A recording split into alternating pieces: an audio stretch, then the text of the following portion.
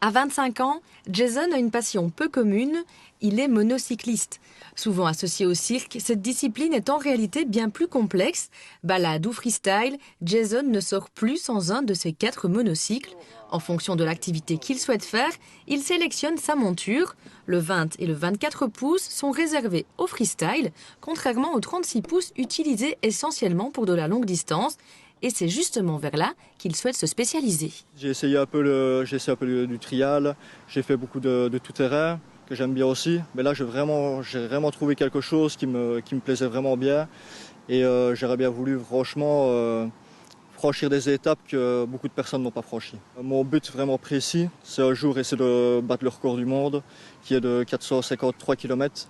Et en 24 heures, et rouler plus de 169 km sans lâcher les pieds de la pédale. 453 km, un challenge de taille pour ce Visétois.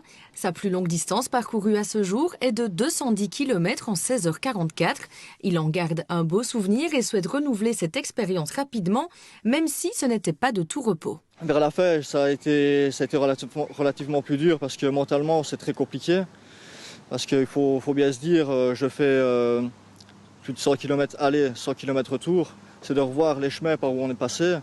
C'est ça qui est relativement pas facile. Mais bon, physiquement, c'est pas facile non plus. Surtout dans plus de 40 degrés, on se déshydrate vite. Mais ça a été une prouesse très compliquée. Mais ça s'est super bien passé. C'est évidemment avec son monocycle de 36 pouces qu'il a relevé ce défi. Il n'en était pas à son coup d'essai et pour la première fois, Jason a accessoirisé son vélo une roue pour rendre cette balade de 210 km un peu plus agréable. J'ai rajouté un guidon lors de mes grandes balades parce que sans ceci, personnellement, c'est pas possible de faire autant de kilomètres. Enfin, j'ai fait plusieurs fois 100 km, j'ai fait une fois 157 km. Sans cela, c'est totalement super fatigant. Vu que maintenant j'ai rajouté ceci, c'est nettement moins fatigant parce que je peux me reposer sur le guidon pendant un certain laps de temps. Je peux me relever, enfin, je peux vraiment faire toutes sortes de choses. Et et voilà, sincèrement, c'est un sport pas donné à tout le monde, mais dès qu'on y est accroché, c'est dur de s'en séparer. Bien connu chez nos voisins français et allemands, le monocycle n'est pourtant pas réputé ici en Belgique.